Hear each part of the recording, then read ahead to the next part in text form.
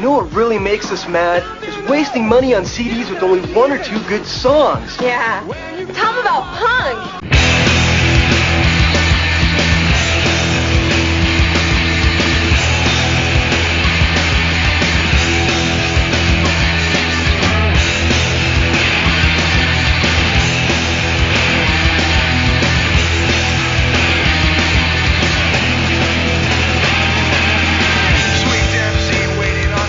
What's up, posers? Welcome to Punk Lotto Pod. I am your co-host, Justin Hensley, and Dylan is not with us again this week. He is still getting settled in his new home in Los Angeles, and should be back with us next week. So this week in the co-hosting seat, we are joined by multiple-time guests. He's a brilliant writer who has written a ton of articles for No Echo.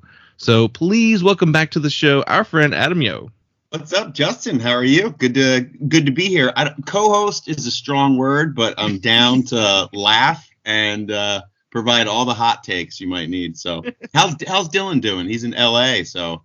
Yeah, they just moved last week, so they're getting settled in now. He had an interview yesterday for a job too, so hopefully something lines up soon for him. But you know the frustrations of moving. It's not the most fun thing. Especially when it's not to a cheap place. Right. And like you got to do it in one go too. It's not I lived across town now, so I got to go, drive back and forth for, a week. But no, stick it all in the trailer and move it. Yeah. I'm trying to think, what was the last time you were on? Was it for the Christmas, or not Christmas, but for the New Year or best of? Yeah, I want to say, late December last year, I think. Mm-hmm. And before that, it was probably when we made fun of like every pop punk band in the world, right? Yeah, that was we loved on a lot of them actually, as I remember. But yeah, we did the pop punk bracket. It was like 90s. Like we got a lot of like people saying that's not pop punk, that's skate punk, or like that's hardcore. Like whatever. It's just a loose conversation for a podcast. We don't have for real. You're listening, right? You're listening. Right. That's the important part. That one did really well. You're in our that episode's like in our top 10 most listened episodes. So that's funny. I would imagine every other podcast I'm on, that's been like the lowest rated episode.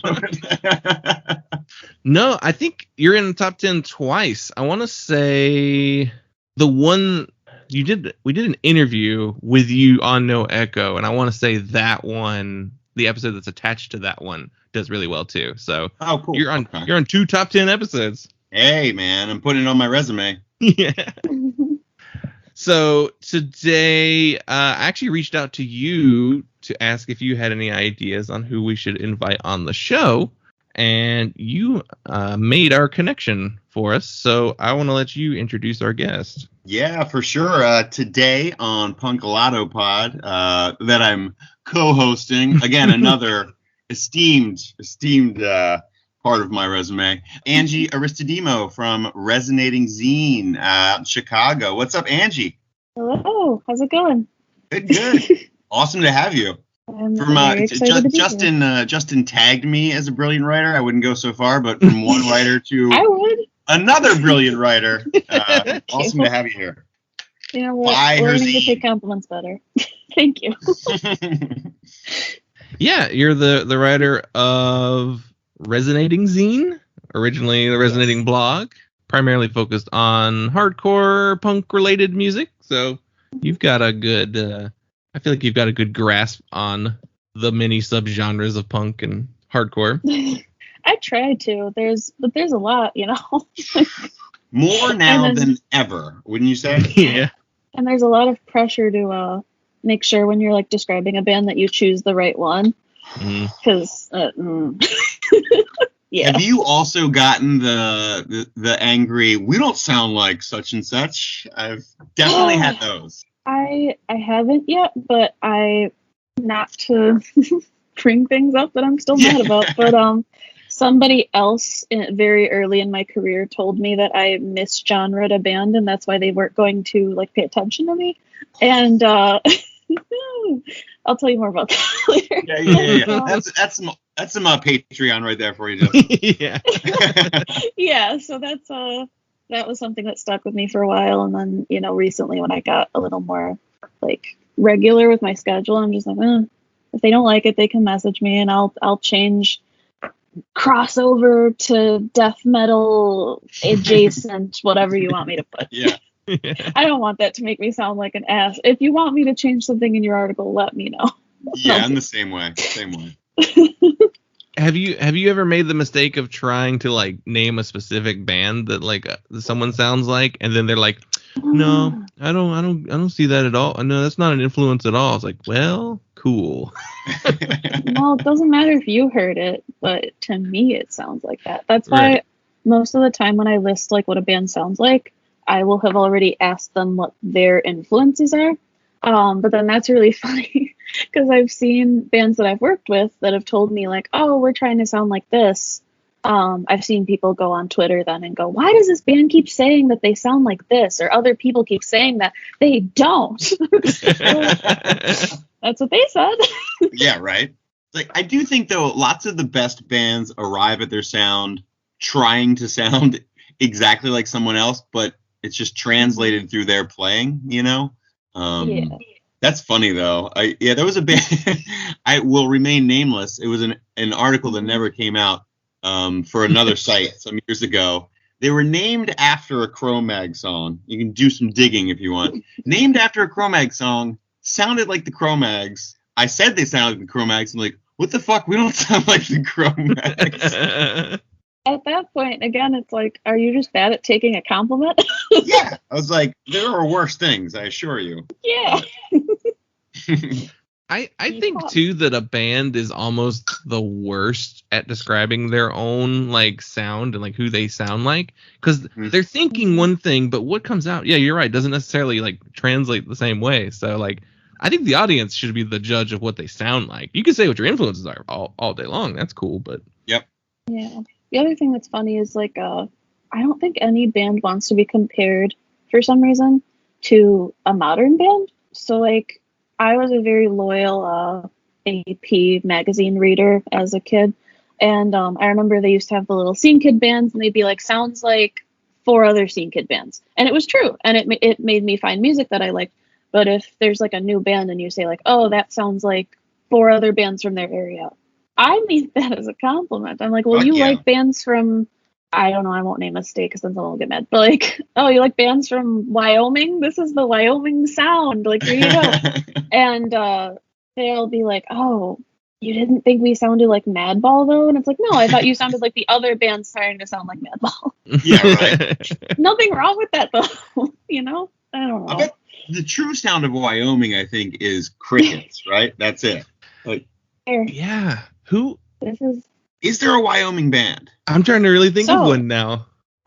That working on a feature for the website for literally, I just keep going back to it, where I wanted to create a directory where if like someone wanted to look for bands from their state, I would have that there. So I have looked up hardcore with like I've looked up like Alaska hardcore to see if it exists. There's like 2 bands, like a couple. I can't think of them right now, but yeah, wait, Wyoming, I might have an Alaskan one. 36 Crazy Fists, were they Alaskan? Maybe. Oh, that like metalcore or whatever. Yeah, I think they were. Yeah, I think they were from Alaska. I could Close be wrong. enough. But yeah, no, there's I don't think there's anything in Wyoming. Funny enough, like it's the places I didn't expect. I didn't know there'd be so many bands from Alabama. And my friend Foster, who plays in the band Flagbearer, shout out to him. I messaged him and was like, hey, could you like send me some bands from your area? And he just for days sent me these like long, like maybe 3 pages of bands or something. And I'm like, that's enough. That's enough. That's not enough. I appreciate it. But I'm like, oh my God, I have to find links for all of these bands now. Yeah, right. Yeah, that's a big project. Super cool. But I don't know when it'll be up. So this is like the exclusive reveal, I guess. But, you need a sound effect there. Exclusive. Yeah. You know, I think that a band's scene can have an impact on their sound. Like, you know, the idea of like this area's sound is kind of exists. I mean, especially if they're young. I feel like a lot of younger bands like are doing similar things as each other.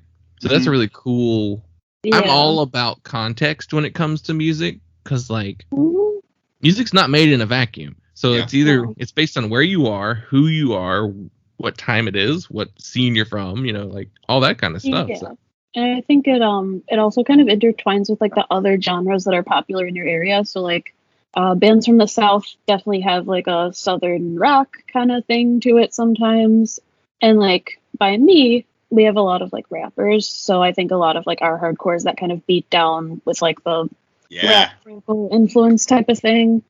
Yeah, no, and it's very interesting. Or California with all the crossover like hair metal, type. I did that and I immediately was like, oh my god, they're recording me. No way. I'll make You know it what I worse mean. later. I'll sing later just to cross it off. Well, we are talking about the band that like taught me how to sing later, so there you go. But anyway, sorry. that's perfect. It's funny because like in Adam, you interviewed Angie for a No Echo article as well, Mhm. and in it you brought up that like you're a writer and Angie's a writer, and that's like your main contribution to the scene. And it really got me thinking because I was like, you know what, Dylan and I started writing too. Like we started with blogs. He got more successful and like actually got to write for a couple real sites. Like he did some writing for New Noise briefly. So like, he made a deal out of it. And I kind of transitioned more into the podcasting side. I feel like I was better at speaking about music than writing about it. But even then, like it's still that root of talking about music just in the written form. And it just made me wonder. I was like, what is it that kind of drives us into writing as the chosen medium instead of like being in a band or, making merch or something like that? Yeah. Well, for me, with like the band thing, I see my scene kid guitar back there. I podcast narration. I have a white Ibanez behind me with a purple strap. But anyway, Well done. but no, I did the thing that most girls that went through an emo phase my age did, and like played a lot of acoustic guitar and sang and that kind of thing. And like I do have musical talent, but I've never tried to translate it to hardcore. And not that I'm doing something that's like, oh, for those who can't do, they teach or whatever. But like, I feel like writing about it is something I'm more comfortable about because like for me, and I don't know how you guys feel, I dive headfirst into all my interests. And you can ask any of my friends. That's why my interviews are so long with other people actually, is because once you get me going about music, I'm just like, it will not stop. And then I realized, hey, a lot of what I've gotten like education on, a lot of the ways that I've gotten education on hardcore and music in general is I think the word of mouth is really important. And people going like, oh, you maybe don't approach it this way, but the people that were like, you just had to be there at those Killer shows in like the early 2000s, I'd be like, okay, well now I'm going to go listen to the Killer. I'm not going to stumble across that on like a mainstream news outlet. But and not to compare us because I know No Echo is like a massive presence compared to my smaller all blog. the same thing, truly. But like that's part of why I started my blog, is because I was like, there's so much to learn here and it's so hard for people to learn about it. I want to be somebody that helps other people enjoy this thing as much as I do. So that's my reason. I don't know. That's rad. Yeah, I share a lot of the same sentiment. I think one of the things I appreciate, and one of the things I really appreciate about your writing too, Angie, is that you talk to and you talk about small independent artists the way big outlets talk to big artists. Like that's the way they deserve to be talked to. That's the sort of access and platform they deserve to be given. And for me, like most of it was like I just grew up with normie friends, so like I was always alone, always the only person at the show. Like I never went with people, so I was like, well, not starting a band, I don't have any musical talent, like what else is there? I do love how there's just a lane for everybody, but I see it all as the same thing, like Punk Lotto, Resonating, No Echo, it's all a river, with tributaries, and we all have the same goal, and it's not what Pitchfork does, We're not here to shit on things. Pitchfork chat. but not that I would turn down a Pitchfork check. Change them from the inside. Yeah, exactly. And I do think personally that it seems like Pitchfork, I could be wrong. I don't keep up with it like super well, but I think they've gotten a little kinder over the years with things. A little bit, yeah. Because I remember when I was a kid going through like, I don't know, like my indie phase, I'd be like, they're so mean to Conor Oberst. They just don't understand Bright Eyes. They're so mean, like stuff like that. And now it's a little more of it, at least like a critique versus like, this is a sad man and this is boring and blah, you know, you know how it works. Oh yeah, Actually, that is one thing I do want to also put in there. So I do talk to bands like they're big because they're big to me, first of all. Like it's a thing that matters to me. But also, I do make it a point, if I don't like something, I don't typically write about it. I think bands need to be uplifted versus like being another source on the internet. They're like, let's say no one's ever heard of this band. There's one article about them. It's my article shitting all over them. That's not okay. Like that feels very mean. So I would rather, if I get something in my email and I don't like it, just kind of not do that. Theme here. Yeah, I forgot that whole angle, but well said. I think that's honestly the most important thing. I'm of the opinion that like if you don't like something, you shouldn't write about it at all, ever. No matter what your outlet is. I know that doesn't get the same clicks, but what a shitty energy to put out in the world. I mean, you could for sure like critique it if you're like, oh, I liked this album better, or like, honestly, this was funny as hell. But one of my friends, again, Patreon exclusive, I'll tell you later, but one of my friends with the zine got, actually from your area, Justin, got a band like sent to him to review, and it was terrible, and I think there was like misogynistic lyrics in it or something. And he in the review was like, not sure why you thought I would like this. Something like that. And stuff like that, when you need to like speak up and you're like, oh, this isn't okay what this person's doing. True. I guess I could see that. But at the same time, I'm not gonna like, if people are making music about bad things, I also don't really want to give it a platform, but by all means, if other people want to yell at them about it, I don't see anything wrong with that. Yeah, that's totally fair. Because I get emails all the time from bands that are just like, they just see that I have a punk podcast, and then so they'll send us just like a blanket like press release, and then it's like, play our song on your show. It's like, well, that's not really how the show works, but whatever. and I'll listen to their band and be like, yeah, I'm gonna pass on this. I just don't tell them I'm passing, and I don't like put something on here that I don't like. I don't think I've ever had anything on here, like any guest on here, that I've not liked their music or art or whatever they were putting out there. So I don't want to set that personal precedent. Yeah. And let me add, if somebody is listening to this and you have like emailed me something I didn't write about, I'm not. There's like, so I'll say things about like, sometimes I get emails of things I don't like, or like genres.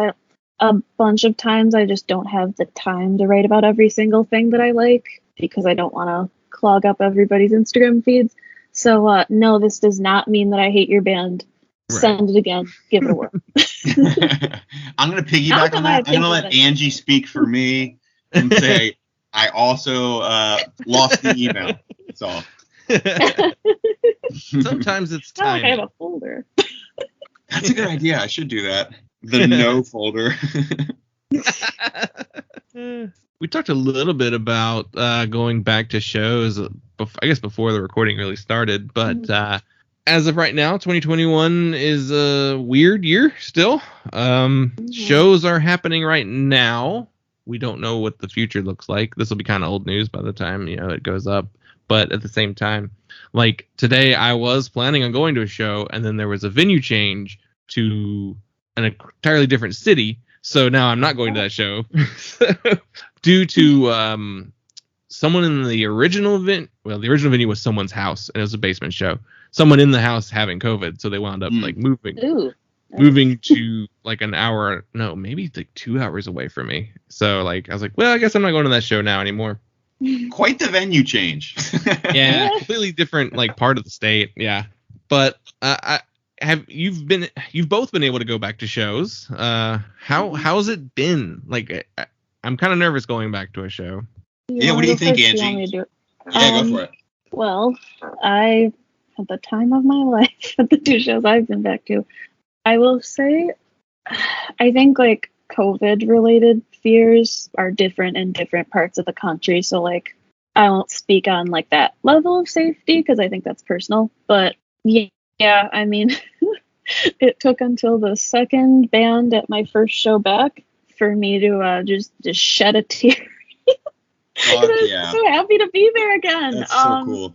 And yeah, it's a lot for sure. Like to get back to, being in crowds of people and stuff like that, and, talking to people you haven't seen in a year and everything. But like, I am very happy that shows are back personally, and hope they aren't going anywhere anytime soon. Mm-hmm. That's pretty much my take on that. Yeah, for sure. It was kind of similar for me, again, due to the area, Maryland has somehow done okay despite being really, really densely populated. So it was in Baltimore. It was the first show back at the Auto Bar, kind of like the linchpin for the city, music wise. And it was like 5 or 6 bands, End It, Raw Brigade, a few other people, Queensway. And it was like, as soon as it started, I'm like, yep, this is fucking dope. Yeah.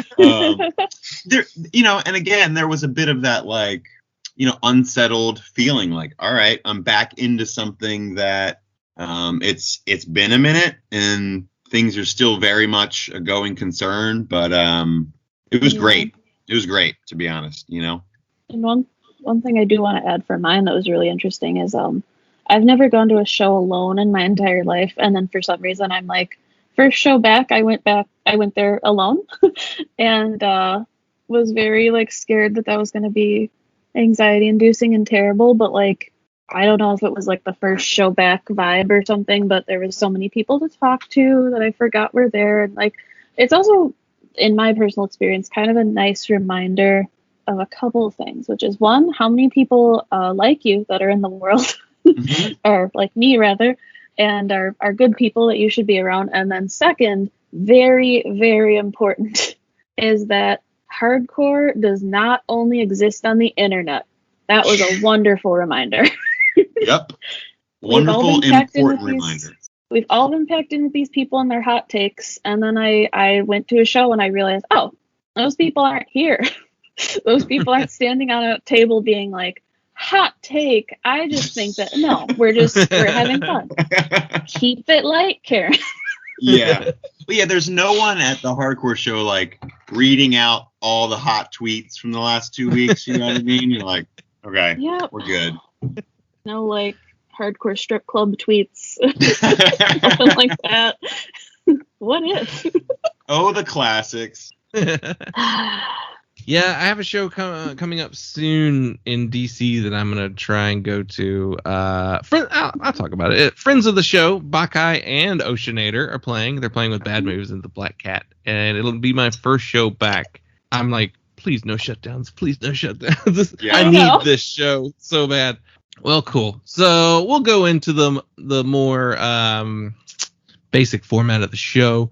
So the premise of the show is we assign our guests a year and they choose one punk, hardcore, emo, or punk adjacent album from that year for us to talk about. And I gave you the year 2007. And before we get into the album you actually chose to talk about, we could talk about a couple of the other albums that came out that year. 2007, how many years ago was that? 14? Yeah, 14, yeah. Yeah. That's as good as my math ever gets, I assure you. You did that quick. I was getting the calculator out. So, Angie, what are some albums that came out that year that you almost chose for us to talk about? Oh, really, really quick disclaimer. I just want everybody listening to know I was 10 turning 11 in this year. Oh, wild. So I very clearly was starting middle school. So don't shoot me for maybe the lack of hardcore cred here. But yeah, so what I do want to start off with is I only could find 2 hardcore albums that came out this year, which were Assassins in the House of God by All Out War, fantastic album, and The Most by Down to Nothing. But those aren't my favorite records from either band, so that's why I was like, not yet. Oh my god, this one. Okay, so the one that I was very like bitterly in contest with was Infinity on High by Fall Out Boy, which again I think is a fantastic album. But I literally was like doing night drives for like 3 days straight trying to decide which one like hit better. Yeah. This was the one I chose, and yeah, that's a really good album. I will say it's not my favorite Fall Out Boy album, even though Fall Out Boy is one of my favorite bands, which is again why it didn't get chosen. Do you want me to break so you can respond to that? Because there's a couple more. I did want to mention the hardcore thing. So like when you said that, you said that in our chat before getting ready for this episode, and I was like, you know what, it is an interesting year for hardcore because it's not a huge year. Like there's good records, of course, but it's a very metalcore era still. So yeah, a lot of scene bands. Yeah, for sure. And I liked all of them. Yeah. There is a little bit in the way of like there's some Death Wish stuff that's coming up during this time period. Like there's a Shipwrecked album that came out that year. The one that I saw that was like just a straight up hardcore record that I remember being like a big deal at the time and like still kind of held up. Ruiner released their last album that year. Baltimore, baby. Yeah, love that one. Like that was like I was like, oh, that's a really cool straight up hardcore record that like it probably is the most iconic. I don't know. I would have to dive really deep to try and figure out what else would be more important that's not also metalcore or also like there's a Municipal Waste record that came out that year like that. That was a big deal, but that's a specific sound too. Do you remember much about hardcore in 2007? Me or Adam? Either. Yeah, I was gonna say 10-year-old Angie or I guess you more Adam. Well, what's funny is that like I wasn't. So put this in perspective, I was 27, so definitely in a different point in life. So I put together actually like a diverse list of the things that really hit from that year, especially some that you would have seen on that list. One of the albums that I fucking loved, this is the oddest 2 pair of albums, is the Insect Warfare, that power violence band, World Extermination, and that was one of my most listened to, and then Tegan and Sarah's The Con was like my other. Yeah. That came out that year? Yeah, isn't that crazy? Like, it's so much older than I think. That's my favorite of theirs. Oh, do you? Oh, let's hear it. So the Tegan and Sarah thing I do want to say really quickly. So Age 10 is actually also, which is probably sounds crazy to people, but Age 10 is when I came to terms with being bisexual. So Tegan and Sarah was obviously the woman-loving woman band of the year there. And so my mom is a hairstylist, and she just moved away maybe less than a year ago, but she always like had to do all my like, I feel so bad for her because every time I wanted like scene hair or like some weird trendy haircut, I had to ask her, and I begged her to give me the Tegan haircut because I wanted to be like visibly gay. Oh. And I had the little like asymmetrical on one side thing and was like, nobody understands being gay like Tegan and Sarah does.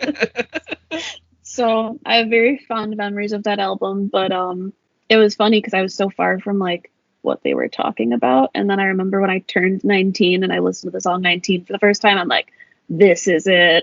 That's wild. That's so cool, though. I mean, think about how cool that is for anyone, any age. But, like, to feel that at 10 years old, to feel seen and supported, you're like, holy shit, that's big. Yeah, and I won't say that I felt, like, fully, I don't know, support. Because, like, I think kids these days, there's a lot more, like, LGBT representation and stuff. Yeah. Even just through things like TikTok. So I definitely still had a thing of like, oh, I'm weird, but that was when I realized it, and I don't know, it was pretty cool. There's my backstory. That's cool. That's cool. That album holds up so well for me. Absolutely. And I don't know if, Oh, yeah. so if you were really into those scene bands, at the time, I was not. I didn't have like it wasn't like disdain for these bands, but I was like, the alternative press thing, I was like, it just wasn't my thing. And there are so many bands that I was like, holy shit, I missed out because I thought they were part of that whole thing. Mm-hmm. Like Circus Survive, Fall of Troy. Oh, so good. Fucking like have become two of like my favorite bands ever. And I'm like, I just completely bypassed all of them because they would get coverage in AP. And I just assumed that wasn't for me. You know, it's funny because I think that, Oh, sorry. I was going to piggyback off the age thing. Like, I was 20 going to 21 in 2007. And so, like, I was still a little tapped into, like, the more, like, metalcore side of the scene. Like, I wasn't on the Warped Tour side as much, or, like, the emo side. And, yeah, there are bands that, like, I, too, missed from that very same time period where I was just like, huh, I thought they were this kind of band the whole time, and I was completely wrong. Yeah. And we'll get into another one later on. But, Yes. I just realized, actually, as a quick little side note thing, this was also the year that I was allowed to go to my first concert. Not to totally get off topic, but so within the same month, I saw Bayside play in a record store, acoustic, which was awesome. Then I went to a Panic at the Disco arena show a couple weeks later. So very different with my mom. So very different experiences. But anyway, I was very tapped into scene kid stuff, and the reason I brought that up or thought of it is because I think I have a unique perspective compared to you guys, which is I come from the generation where being super overprotective started happening because of all the like internet cyber weirdness of people and stuff like that, and like just stuff like that. So I actually wasn't allowed to go to punk shows or anything in a bar until I was like 17, 18. So that's why my perspective is a little limited, where I'm like, oh yeah, I'm sure there was like awesome hardcore albums at the time, but I'm just like, you know what, the heaviest thing I'm aware of is the Pierce the Veil and A Day to Remember albums that came out that year. But we have to have those bands, you know, like everyone has to have those bands at whatever age that is. I wasn't 10. That's fucking cool. I was a little older, and for me it was like, you know, Green Day and those kind of bands. Green Day was the first like rock band I liked when I was like 6 or 7. God, 6 or 7. That's wild. I'm a very musical family, if that explains anything. Like my mom plays guitar and sings, and my dad's always been like, oh my god, he has a massive room of like hair metal records, just like wall to wall. And you know, I feel like everyone in my family is like a music fanatic, and I was kind of just like prepped for that. You were destined, it was going to happen. Yeah, apparently the only thing that used to shut me up as a baby is being rocked to like Iron Maiden, which I think is a hilarious story. Yes. Fear of the dark, right? Oh yeah. See what I mean? I could talk about music for like 5 hours. Anyway. Yeah. I love all there with you. I was gonna say, I love that we're almost at an hour now and we still haven't got to our album yet. So this is awesome. Yeah. So in summary of my part of bands I didn't choose, Infinity on High, Fall Out Boy, awesome album. That was like my next contender. I do want to also mention, which is also like more scene kid bands or whatever. A Lesson in Romantics by Mayday Parade came out that year, and Adam's maybe gonna laugh at me because this one's from his state, but I was a big fan of So Wrong It's Right by All Time Low that year. This is the episode where I lose all my cred. I like what you said though, in, you know, and it's something that everyone knows, but no one really acknowledges. We were all chatting earlier, just that you said like, oh, I wasn't born. You know, you're not born at a fucking Karma show. You know what I mean? Like, when I was 3 years old, I saw Biohazard. Like, no. Yeah. I was like, I saw Milli Vanilli. I saw, and it was awesome until I learned the sad truth. That was a great time. Oh, well, yeah. So yeah, you know, like there are just those bands that get you started on your path, you know, and you're really weird if you were listening to like Agnostic Front when you were 10 years old. Yeah.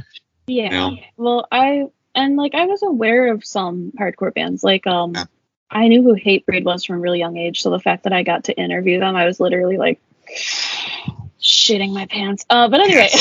Yes. But yeah, no, I don't know. I think a lot of people my age, if you take anything from me today, don't feel ashamed because you weren't born at a Bulldoze show. Like, it's fine. That would be chaotic, but someone was probably conceived at a Bulldoze show, though. That's fair. But it's the riffs. No, but yeah, a lot of kids, or I say kids like hardcore kids, a lot of people my age come in kid music or pop punk or whatever. Truthfully, the first time I ever saw a hardcore band playing was at a Real Friends holiday show in Chicago. I won't mention the band for reasons, but if you know, you know. And yeah, I mouthed it to our hosts, Milwaukee. Yeah, so that's the thing. Like, that's why I think things like mixed genre and stuff like that are so important. But either way, don't feel bad if you like used to crabcore. You're here now. Not everybody can have that super cool, like, I used to hang out at CBGB when I was 4 years old and no one would watch me kind of upbringing. Yeah. Yeah. I don't know. It's okay if you had a MySpace name. Oh yeah, absolutely. Everybody comes from different points in, we weren't all there for the first wave of Black Flag shows in LA, so, Okay. Yeah, I'm sure it would have been cool, but right. You had your And own Justin- cool experiences. Oh, Justin, I don't know about you, but Exactly. like one of the most fun things that I did during the pandemic was honestly going back to this era and like plucking things out of that. And Justin, if you have some albums you wanted to highlight before we jump into the big one. Oh, okay. Like I said, no spoilers. Yeah. I mean, even though it's on the title of the episode, but Yeah. Yeah. I'm a woman in alternative music. Should we just like run down some like important or I guess bigger records? Is that what you mean? Or are you talking about just like my personal picks? Yeah, I mean your personal ones and some important ones, just to hear what we if there's a consensus.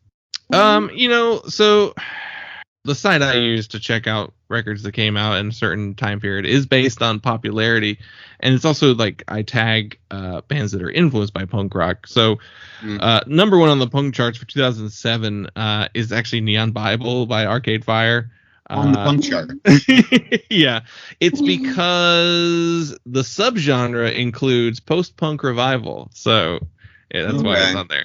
Little odd choice. I guess I'll throw in the three that are there. So it's Neon Bible, there's the Boxer by the National, and then Arctic Monkeys, Favorite Worst Nightmare. Those are kind of like the big records. Which funny enough, I did like that Arctic Monkeys record a lot back then. I've heard that's good. Is that their debut? I'm not sure, to be honest. Yeah, I'm not as good at history with bands like that for some reason. Yeah. But I just remember being a fan. Yeah. They used to play them on like, I think I saw their first, like the first time I ever saw them was a music video on like Headbangers Ball or something. Fuck yeah. When they awesome. stopped playing just metal and started just playing like the Strokes, Yeah. That was a lot of my early exposure. Adam, you probably remember this. New Wave came out by Against Me that year. Big deal. Major label release. A lot of people were like, they're not good anymore. Whatever, Big band. And then they did that again a couple years later. Yeah. That was a big band for me. That's an album that I'm still not totally sure how I feel about. There's some amazing songs, but again, I think I don't remember if it's Tegan or Sarah. The song they did with Tegan and or Sarah is still my favorite on the album. And there's a song near the end where Laura Jane Grace, where she kind of lays it out, doesn't lay it out plainly, but like she said that she did it for her, what was to come. Yeah. listen back to that now and you're like, that's fucking amazing. Like, what a beautiful song. That's that album. Yeah. I just looked at the album because I wanted to know because I was like, you're going to forget which of your first crushes was on this? No, but it was Tegan. Okay. Yeah, no, I do remember this album as well, actually. Not super well, but yeah. I remember that there was like a couple songs from that like immediately sprung to mind when like Laura came out and everything. I was just like, all right. Yeah. Well, you're trying to tell us. I mean, right. Yeah. Read the tea leaves, people. Yeah. Yeah, there were definitely songs that like people like highlight after she came out. Like there were all sorts of like articles coming out. It's like, this lyric makes sense now. This lyric makes sense now. It's like, if you just really thought really hard about it, you could probably figure out what that means too. Hopefully this isn't offensive to anybody. And if it is, I'm sorry. But as soon as I found out that Laura came out, I was sitting with somebody that liked Against Me. And I was like, well, if she wants to dance and drink all night, no one can stop her. Yes. Well played. And you know what? Go ahead. Yeah, for sure. Lots of interesting albums there for sure. Controversial opinion. I think for those who have heart by A Day to Remember that came out that year, a lot of people are not going to admit that was an important, influential album for them, but it absolutely was. Those, I think, both A Day to Remember and 4 Year Strong still have a really big imprint. Like, I mean, a lot of the bands that are coming up now grew up on that shit. Oh, for sure. And I do love, I feel like the modern hardcore scene, just the modern music scene, people are just so much more open-minded and willing to embrace different genres and subgenres.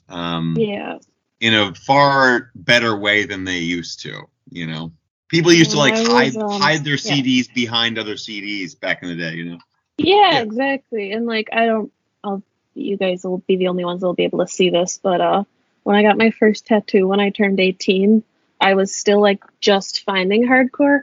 So I have a gigantic A Day to Remember tattoo. Oh, that's rad though. Actually. So, but luckily, like I got it in art because I'm like, or like some kind of pretty art versus a quote, because I'm like, if it's just cool, no one will ask. And I have people at shows sometimes be like, oh, what's that lyric from? And I'm like, Common Courtesy by A Day to Remember. And then they're like, come on, that wasn't even one of their like well-known albums. And I'm like, well, it meant a lot to me at the time. I don't know. Yeah. But no, and no, the lyric is not, I'll rip that scandalous bitch in two, even though I do think that is a hilarious lyric from For Those Who Have Heart. What is the plot to Bound the Panhandle? That's what that song was. I don't know what their beef with Florida is, but... Well, don't worry. We'll be talking soon about a no longer used lyric, right? Yeah. That is true. I think this is a perfect segue into the album we're talking about today. So we're all chatty. Yeah, I know. I was like, oh, we got to be done by a certain time, so let's get going. Yeah, sorry. No, it's awesome. We're all contributing to this extension of the conversation. That's true. Cool. I gave you 2007, and you chose Paramore's Riot.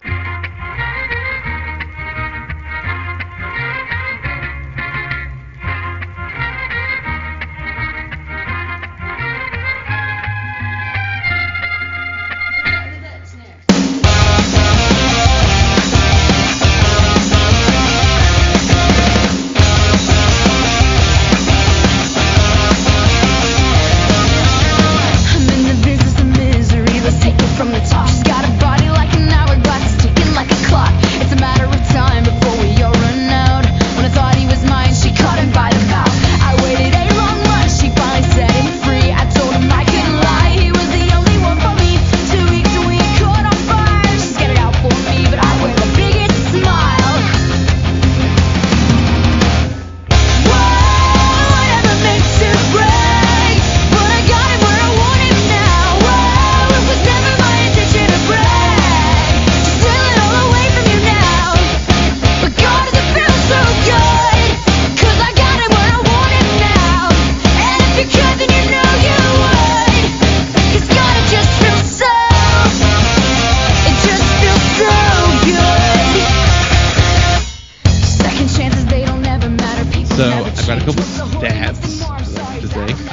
Paramore formed in Franklin, Tennessee in 2004. This is the band's second studio album after 2005's All We Know Is Falling. It was released March 13th, 2007 on Fueled by Ramen. A lot to say about Fueled by Ramen later, too, I'm sure. And the personnel on this record is Hayley Williams on vocals, Josh Farrow on guitar, Jeremy Davis on bass, and Zach Farrow on drums. The album was produced by David Bendeth, who, regular listeners of the show, we just talked about him. He was the producer on Hawthorne Heights, If Only You Were Lonely, a couple years later. It was recorded at the House of Loud in Elmwood Park, New Jersey. And interestingly enough, Jeremy Davis was fired from the band before the recording started, so Brian Weaver was brought in to record all the bass parts, and then Jeremy rejoined the band during recording to contribute backing vocals. So that's why he's credited on the album as the bass player. It's one of those, like, that's his role in the band, but also he didn't play anything on the record. It was... How do you make it into the music video? The album was a mainstream success. It is certified triple platinum as of April of this year. I think it just hit triple. Yeesh. It reached number 15 in the Billboard 200 chart, which that's the album chart, and was nominated for Best New Artist at the 2008 Grammys and voted Best Band of 2007 from Alternative Press. So I'll save the rest of my thoughts for a little bit later. One stat that I want to do. I always like to play this game. If neither of you know this, how many monthly listeners do they have on Spotify? Ooh. I love this game. Listeners, not listens, right? Like not plays. Listeners, yeah. I don't know what's a high number, so I'm going to say 80,000. Okay. I know it's more than that. I will say it's higher. Yeah, I know that like mainstream artists are like million plus. So I don't know, to be honest. Somewhere in the hundreds. This is gonna melt your faces, you two. Okay. Paramore monthly listeners 13,440,000. Woo! 13 million. Yeah, and I was gonna say a million, and I thought that was me thinking they were more important than they were. 13, like, it's just wild. It's wild. Massive influence. I knew I was going low, but I didn't realize I was going that low. I guess I was thinking like, well, plays don't equal listeners, and now imagine the plays. Players, yeah. Oh Nuts. My God. Nuts. Yeah. Actually, while we're here, 1 second, I am gonna look up the plays. Fucking Christ. Okay. It's insane. Their most listened to song of all time is "Misery Business." Makes sense. 396 million just on that song. That's like a little rounded. It's almost gonna reach another million very soon. Okay. Wow. Anyway, a lot of girls having their misery business moment, I guess, or boys, or non-binary people. Sorry. A lot of 41-year-old dudes in Maryland. I'll tell you what. Apparently. First thing I'll ask though is I always ask our guests, what made you choose this album specifically to talk about? Yeah. So as you've heard, this is a very big musical year for me, and I think Paramore. So Paramore was, to me and for a lot of people, it was a very important band to girls and women coming into things. And by coming in, let me rephrase that. Paramore is a very important band for women coming into punk and other kinds of rock music, in my opinion. Seeing Hayley Williams doing her thing, and being able to be in like a rock / like emo band versus like having to go the like singer-songwriter route very much gave young Angie a thing of like, okay, women can participate in this. We don't have to be like just there. And so it was like an insanely influential album to me as a child. I used to like, again, kids don't know about this, but I used to play the CD over and over in my radio every day and like learn the lyrics front to back. I mean, my mom got me the deluxe edition for Christmas, and it had like karaoke tracks and like movie footage and like extras. Which, by the way, the B-side the B-sides to this album, Decoy and Stop This Song, are some of Paramore's best songs, in my opinion. Anyway, so yeah, the thing that just made me choose it is I ultimately was like, this is probably in the maybe top 3 most influential albums to me becoming who I am today as far as music and maybe as a person. Yeah, no pressure to Haley Williams if she happens to hear this. But, yeah. She's a regular listener. Yeah. I could see her enjoying something like this for sure if it got on her radar. I don't know. She likes to nerd out about music from what I've. Well, if you want to come on the show, you 100% can, because we'd love to talk to you. Right? My God, I think I'd just like die. She'd be like, Haley, you can't pick this album because Angie already did. Sorry, we've already done it. So and we're doing the delete my episode if she wants to do that. Just stitch them together, make it sound like you're talking to her. Yeah. Yeah. There's like tons more information, but I want to let your questions because I could ramble forever. So normally in the hosting, the co-hosting seat, I usually ask Dylan what his like opinion on the band is prior to listening to the album for this week's episode.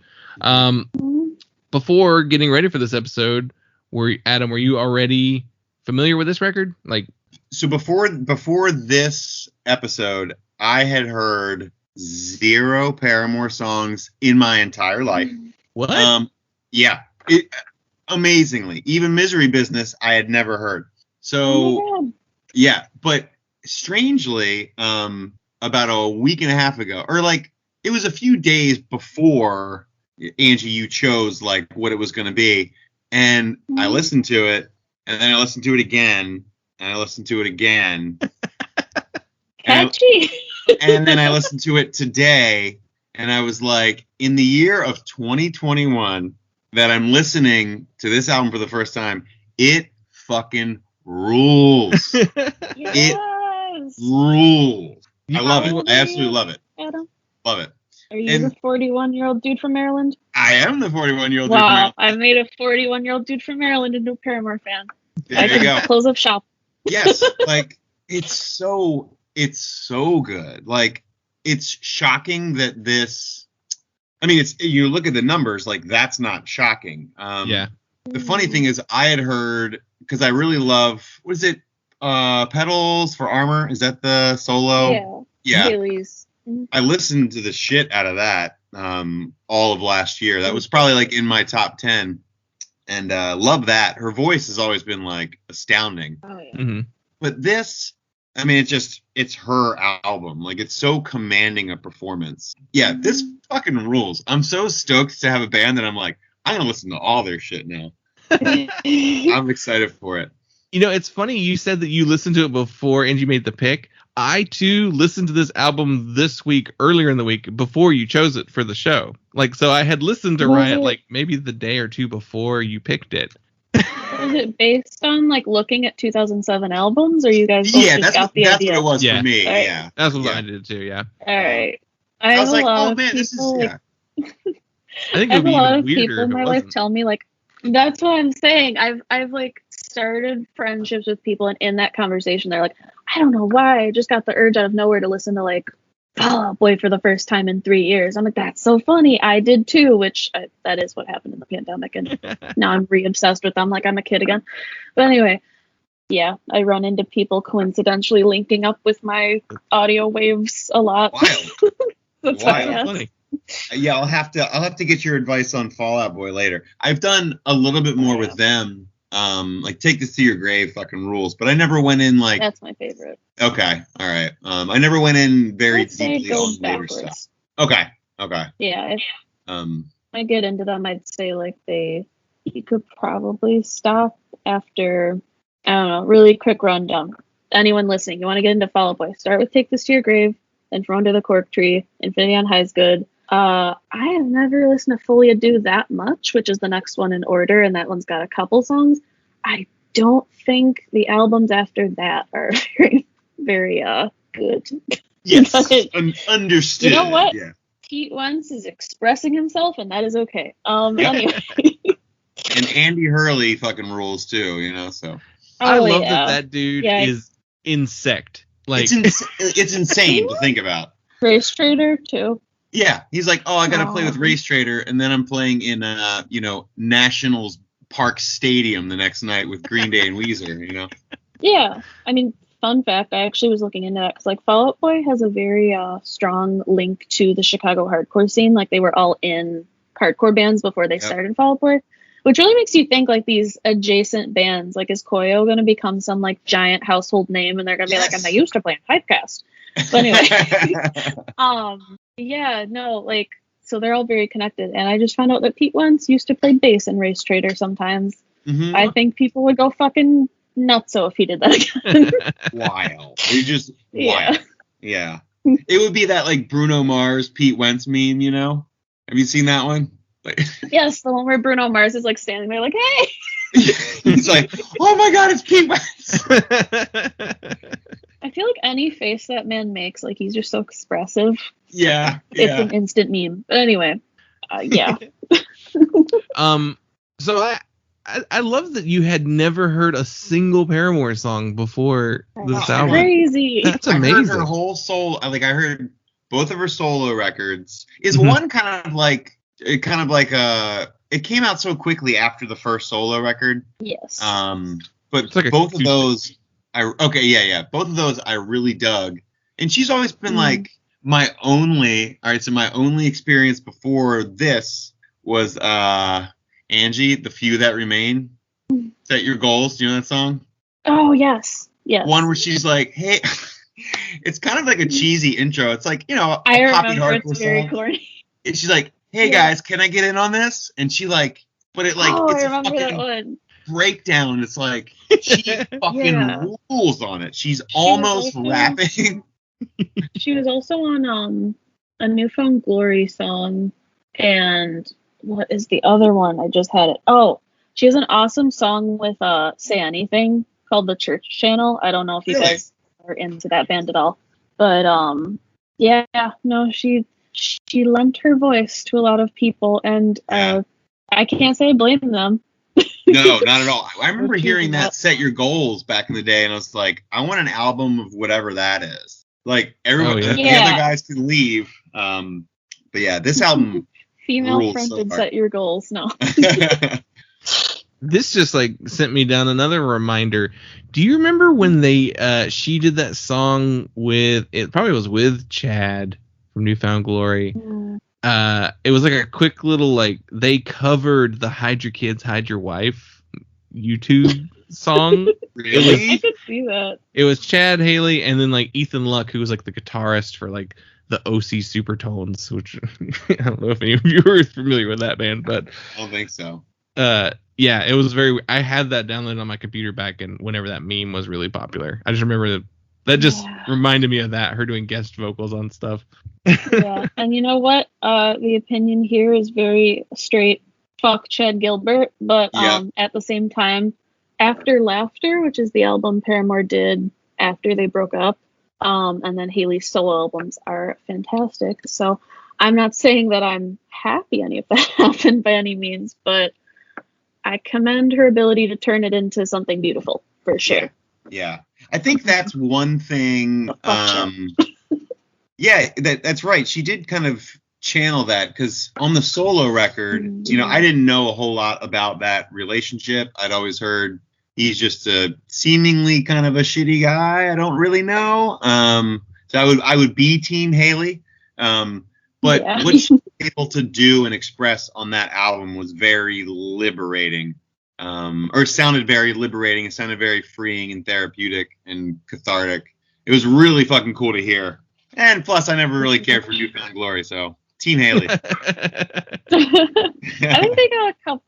One of my friends is gonna listen to this and be like, "What's wrong with you?" But I think they got a handful of tracks. But I think My Friends Over You is like their best song, and I mean he did do that. So guess there's that. But yeah, Team Haley. Yeah, for sure.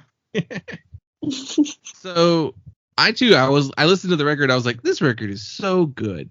Yeah. Why was I a dummy in 2007 and not listening to this record?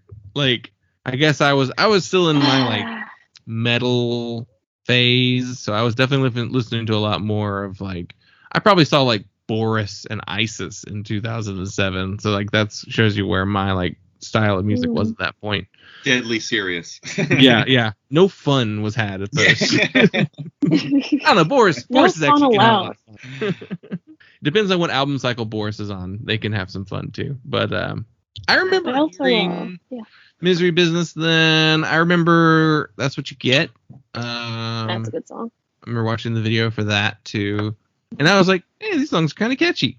But like I just never got further than that, other than like another part of a scene that I don't really care about. And then it would take me a few years to really get into emo. And then I'm like, oh, you're stupid. Why are you writing off an entire genre of music because it's not cool?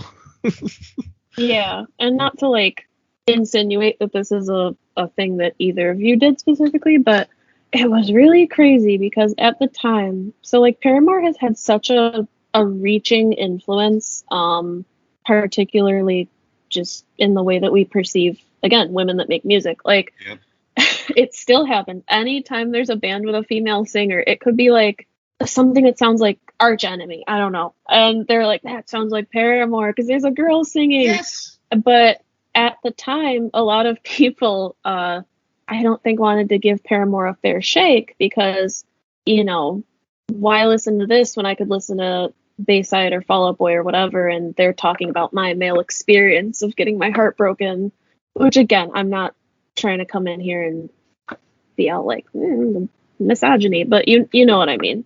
For sure. I do think a lot of people didn't really give them a fair chance. Yeah, definitely. Yeah, I definitely wrote down too in my notes actually have quite a bit about what I believe was going on in societally.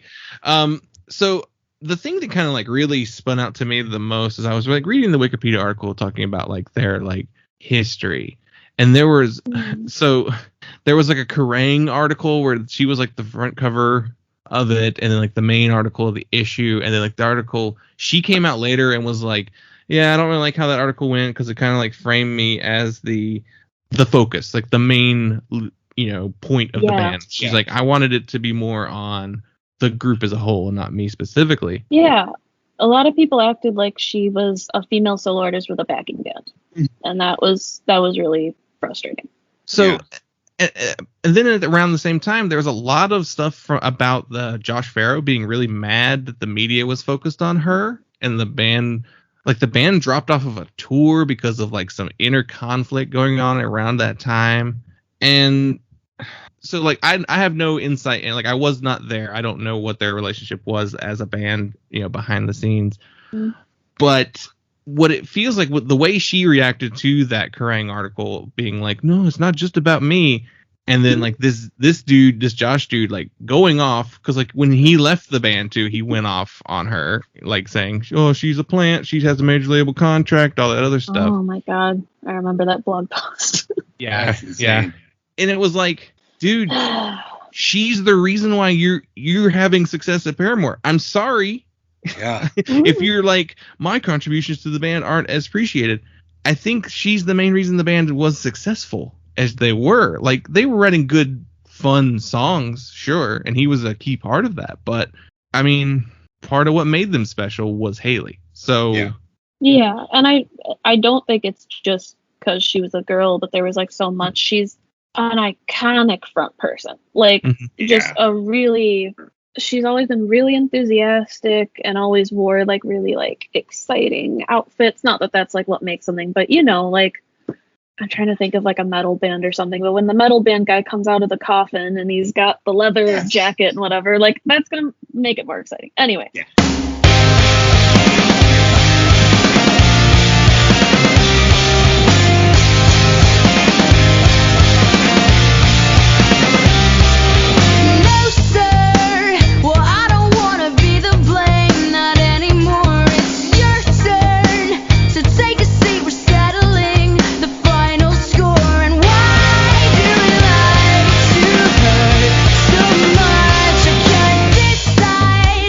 You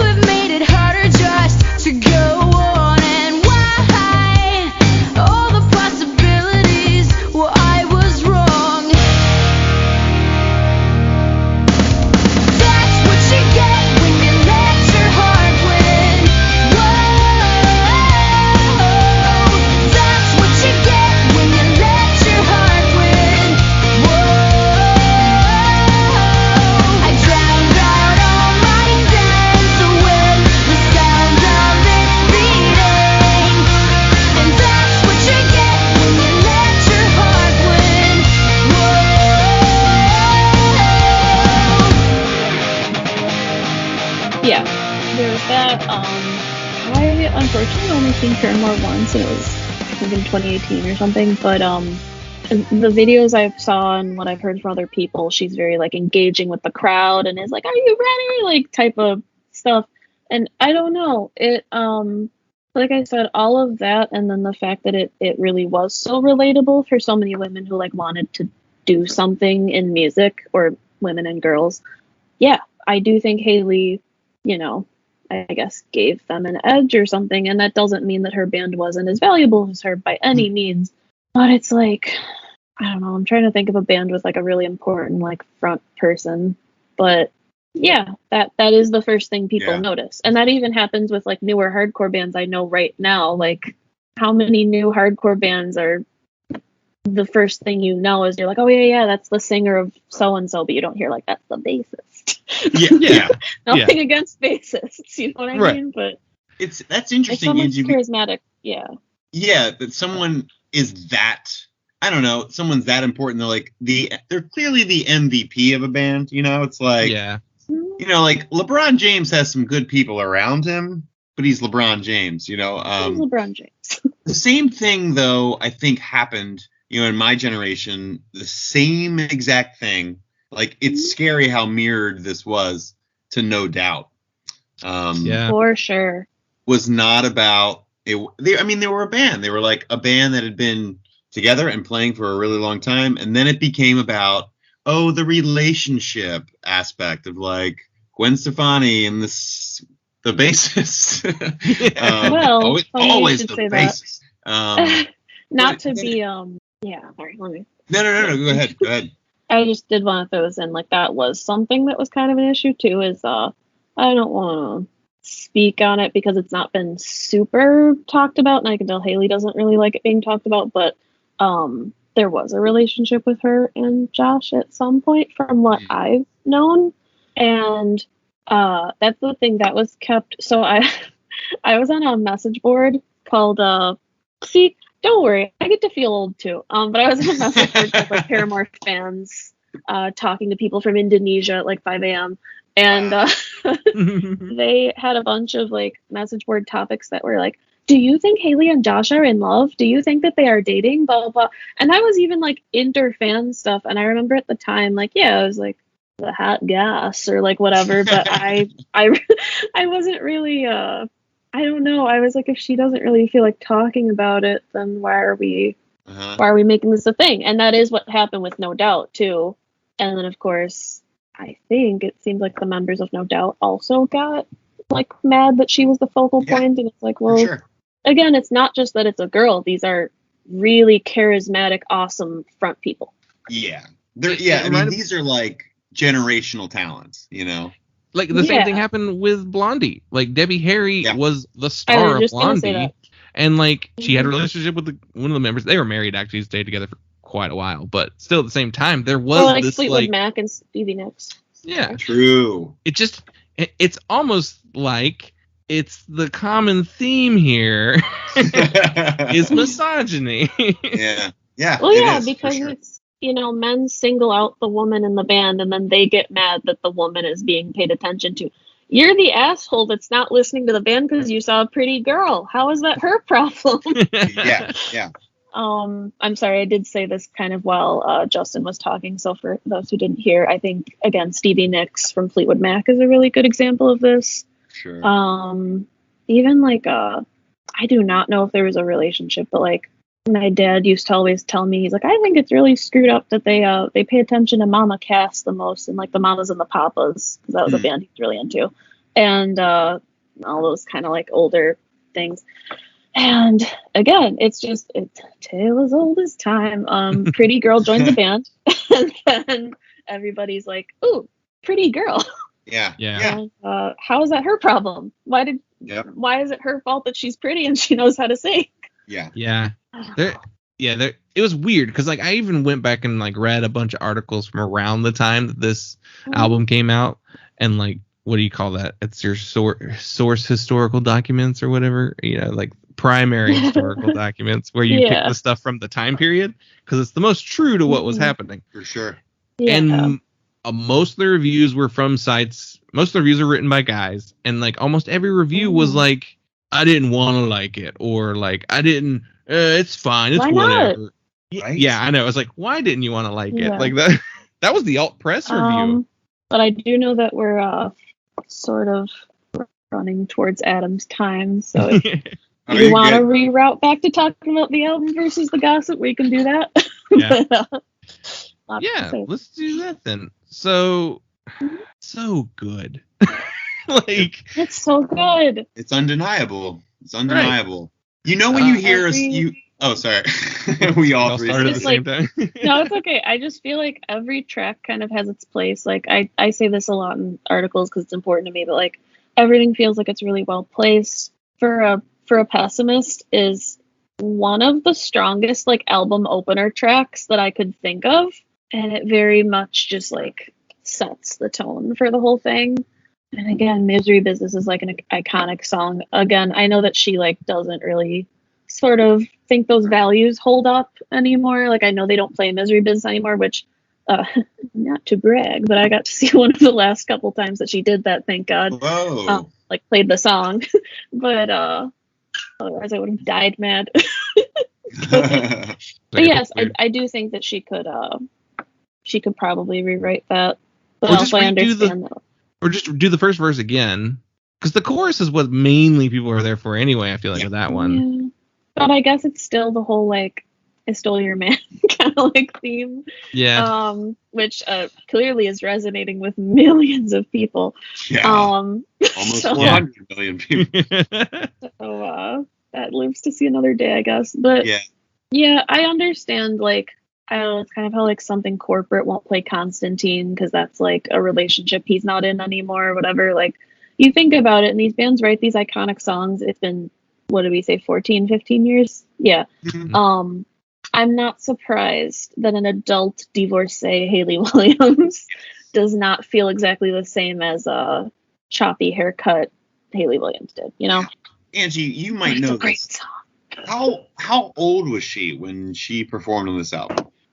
I know she was in her early 20s, but I am gonna source out Google for this really quick. Okay.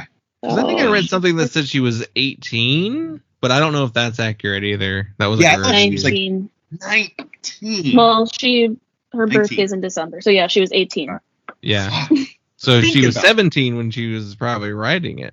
Maybe. Oh yeah, writing it. It came out in March. It just. Oh yeah. That's unbelievable to me, but I do like. Yeah, she seems like a really thoughtful, intelligent person who's like has set the song down because it's not part of her DNA anymore. It's like Glassjaw. Yeah. You know? Oh yeah. Mm-hmm. Yeah.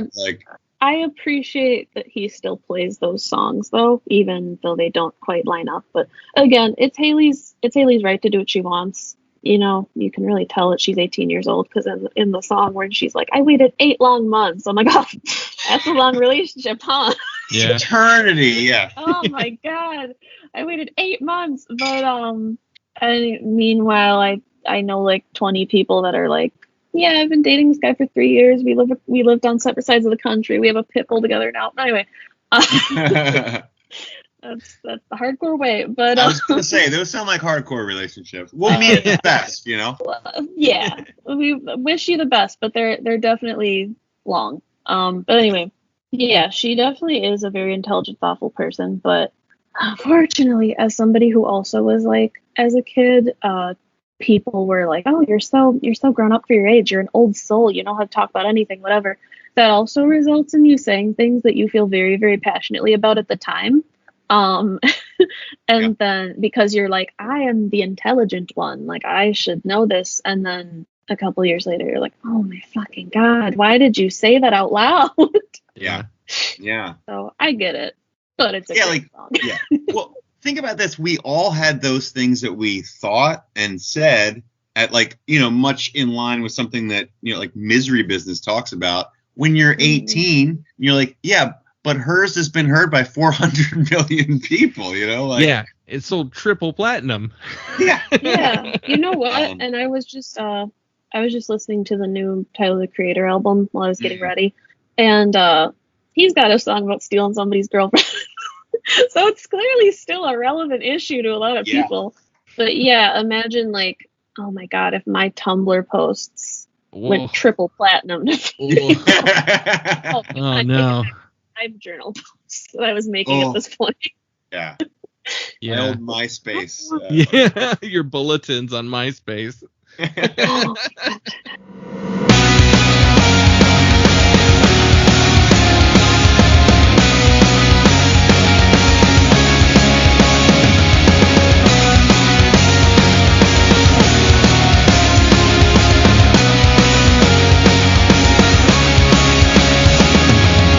Just talk yourself up and tear yourself down.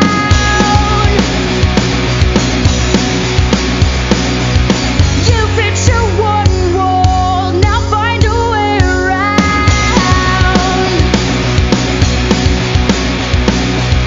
Well, what's the problem? You got a lot of nerve. So what did you think I would say? You can't run away, you can't run away. So what did you think I would say? You can't run away, you can't run away. You wouldn't. I never wanted to say this. You never wanted to stay. I put my faith in you, so much faith, and then you just threw it away.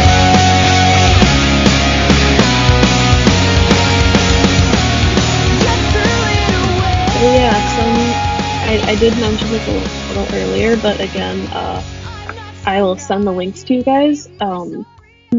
Adam probably saw me on my story yesterday being like, what y'all kids know about this? But, Yeah. The B-sides, right? Yeah, there's Decoy, which I think that was like the regular side track, and then Stop This Song was like the Japanese track. I'm so glad bands don't do that anymore. Yeah. Like the Japanese B-side track. So hard to track import. down, yeah. They're so good. Like, I wish those made it to main album. Or like, oh my god, other side note. There are 2 songs that they made for Twilight finally made it to Spotify. Those are also fantastic Paramore songs, like some of the best. Are I'm just they like, on the what is it? soundtracks, Angie? Do you know? Yeah, they were. There's a I couple don't of know those if they made I it in. heard. Oh my god. You want to talk about Haley Williams' influence. The first time I dyed my hair like one solid color, I was 12, which is probably a little young, but again, hairstylist mom, because I saw the Decode music video and I was like, Mom, can I look like that? There was a phrase that used to go around at that time called you were a Faley, which is like a fake Haley. And it was all the girls that dyed their hair red. And oh my god.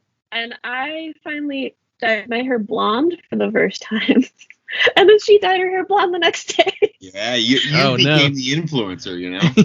I guess. But yeah, so that's like, oh my god, she made identities out of people. That was crazy. And again, I know this is like not totally related to the music, but it's like, I guess something in it maybe was just so relatable to young girls and like, again, and other people as well. But like, what a figure in the community, you know?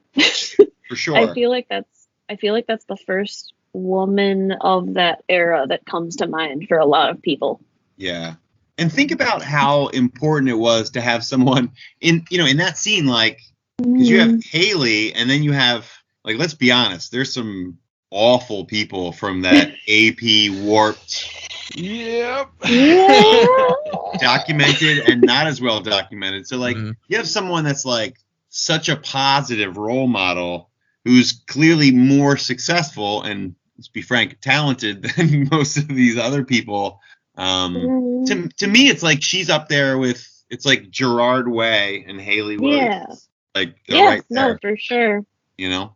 Because even though like Fall Out Boy and then to a lesser extent Panic at the Disco have like maintained their mainstream popularity and attention, Brendan Urie, they're not as well loved.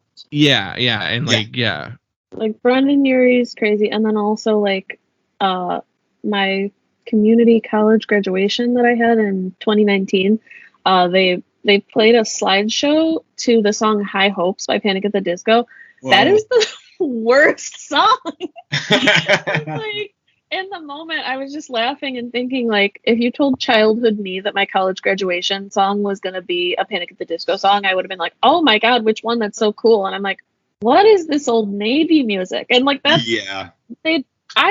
maybe this is a hot take. I think that bands, if they don't want to make the music they're known for anymore, obviously there's natural evolution of a band. Like, for example, like Title Fight, I think has evolved in a way that didn't alienate anybody. But, yeah, if you're going to go as drastically different, like how Fall Out Boy makes hockey anthems now, it's what me and my friends call them, or like high hopes type stuff, like it's totally fine to start a new band. Just saying, you're tarnishing the legacy a little bit.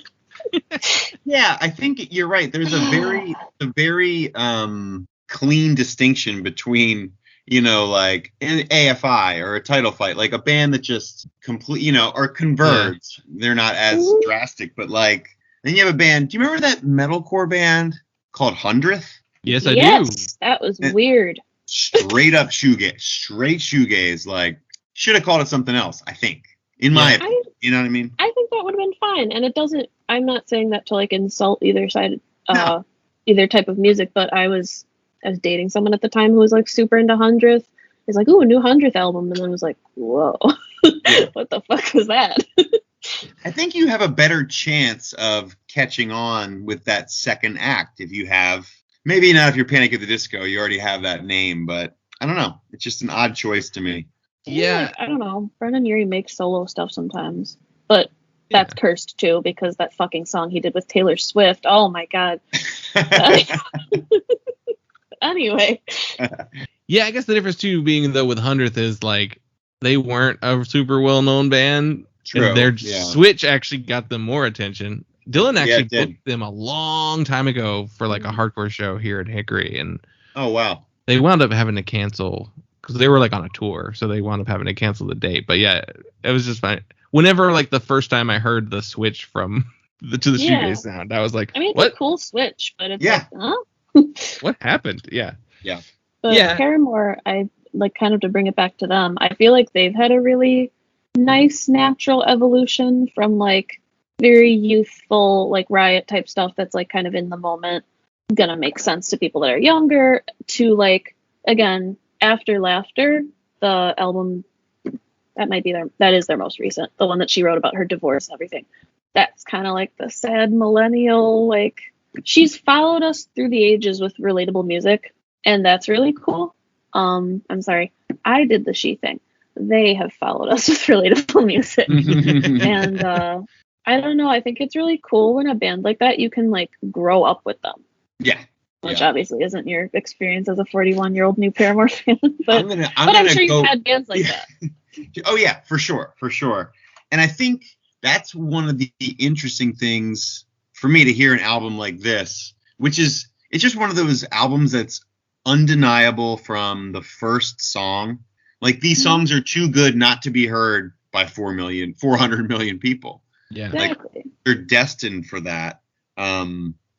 Yeah, I am excited to kind of go through, like, do you have a personal ranking that you can you call upon of their albums? 'Cause a bunch of albums, don't they? Yeah, so 6-ish or something? That's it, yeah. Close to that, yeah. I will say I dropped out at some point and thought I was too edgy for them. But so maybe not a ranking, but Riot is my favorite. Okay. All We Know Is Falling, their first one, also amazing. I think I have to get into Brand New Eyes because I have friends that were really into that, and I have like a handful of songs I from there. Their self-titled album, really good. They're like probably the thing that's going to make them royalties for the rest of their life. Ain't It Fun is on that album, so that's also a little more of a mature one. And then After Laughter is really good. So for me, my three favorites are Riot, All We Know Is Falling, and After Laughter, probably in that order. But I might have to give them more of a deep dive myself, honestly. And I haven't listened to Haley's second solo album yet because I heard it's really depressing and I wasn't in that kind of mood when it came out. It's not like the feel-good hit of the summer, you know what I mean? Oh, definitely not. And I mean, like, it's kind of how I treat I'm a big Julian Baker fan. I don't listen to Julian Baker on purpose that often. Yeah. I think at least the newest Julian Baker, it still has those moments, but like the fuller sound makes it less heart wrenching. Yeah. There's still Fun those fact, moments. The newest Haley record is like primarily an acoustic record, so yeah, it stands out a lot more. It's really good, but yeah, very different.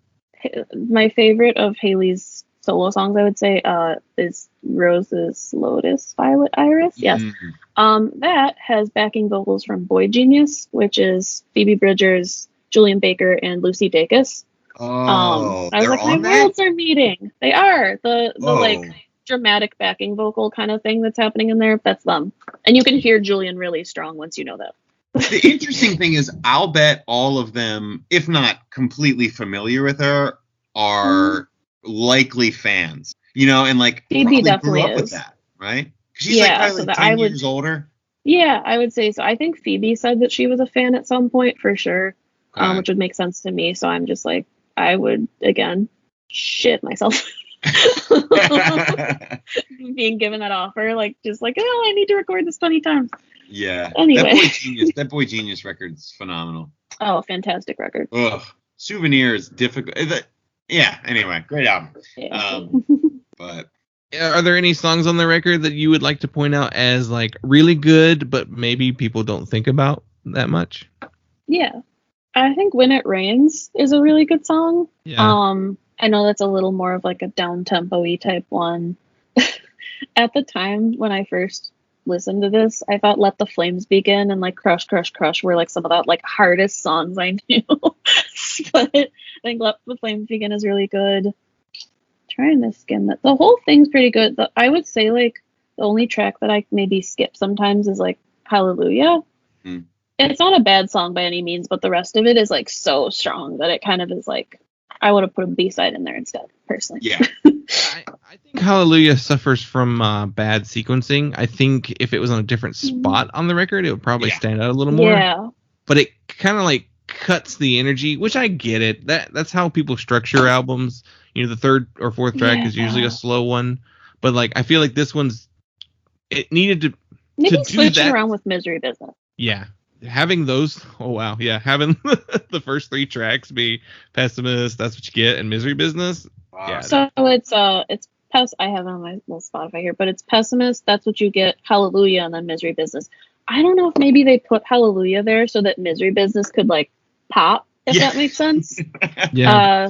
I just did a little hand motion that they're not gonna be able to see. It was kind of like jazz hands. Anyway. Yeah, I don't know that I would have put that right there, but it's a good Paramore song. It is. We're splitting hairs. I would probably swap that with Crush, Crush, Crush, because Crush, Crush, Crush is a different enough sounding song. Yeah.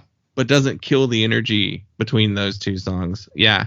That was my thinking too. I was like, Hallelujah is a really good song that doesn't fit here. It was like, I would say it's the one that sounds the most like their first album. So it was the second single too. Was it? Yeah, Misery Business was first, then it was second, then it was Hallelujah, which part of me is wondering too if they were trying to like tap into that Christian music market because they did have that tangential relationship there. And then it's Crush, Crush, Crush, and then it's That's What You Get. I think it's the order they came out in.